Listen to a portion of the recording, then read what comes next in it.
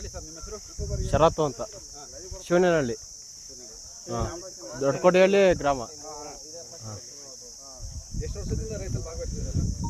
ಇಲ್ಲಿ 1 ವರ್ಷ. ವರ್ಷದಿಂದ. ಹಾಂ, ಎಲ್ಲೆಲ್ಲಿ ಇದು ಪ್ರಶಸ್ತಿನ ತಗೊಂಡಿದ್ದಾರೆ ಸರ್? ಎಲ್ಲೂ ಮಾಡಿಲ್ಲ. ಈ ಸತಿ ಬಂದಿವಿ.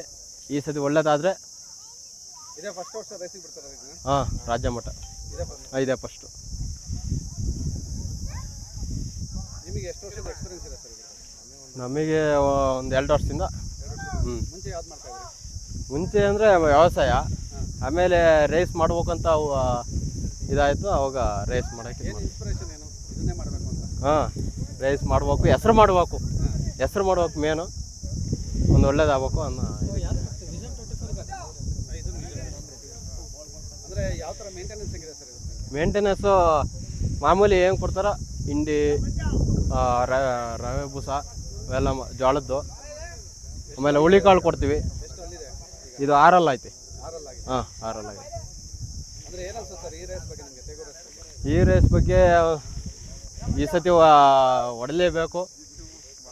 ಇದ್ರ ಜೊತೆ ಕಾಂಬಿನೇಷನು ಅದು ಪಕ್ಕದ್ದು. ಏನು ಹೆಸರು? ರಾವಣ ಅಂತ. ಇದು ಶಿವನಹಳ್ಳಿ ಸಿಪಾಯಿ ಅಂತ, ಅದು ರಾವಣ ಅಂತ. ಎರಡಕ್ಕೂ ಫಸ್ಟ್ ರೇಸಾ ಇಲ್ಲ ಎಕ್ಸ್ಪೀರಿಯನ್ಸ್ ಇದೆಯಾ? ಇಲ್ಲ, ಇದೇ ಫಸ್ಟು.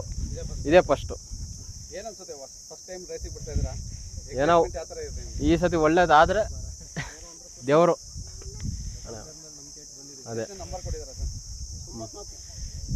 94. ಹ್ಞೂ, ಟೋಟಲ್ ಎಷ್ಟು ಜೋಡಿ ಬಂದಿದೆ ಸರ್? 110.